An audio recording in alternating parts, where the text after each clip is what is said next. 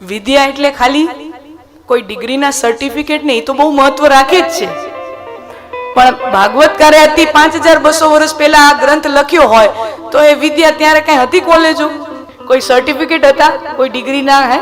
તો આ તો 5200 વર્ષ પહેલા લખાણું. અને રૂકમણીજી કહે છે વિદ્યા, વિદ્યા એટલે કે કોઈ વ્યક્તિના વિચારોની દિશા કઈ છે, उसके विचारों की दिशा ऊर्ध्व है या अधः है.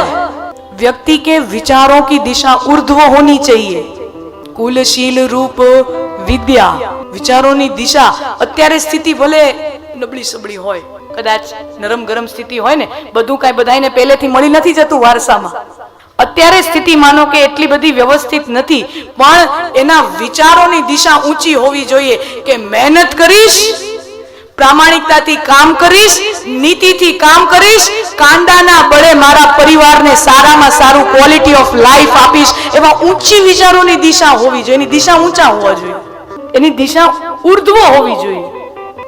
હું મહેનત કરીશ, હું કામ કરીશ, ભગવાને જે મને હુનર આપ્યું છે, જે મને બુદ્ધિ આપી છે, જે મને જ્ઞાન આપ્યું છે, એનો ઉપયોગ કરીને સારામાં સારી સંપત્તિ કમાઈશ, વધુમાં વધુ સંપત્તિ કમાઈશ અને મારા પરિવારને સારામાં સારું જીવન આપીશ.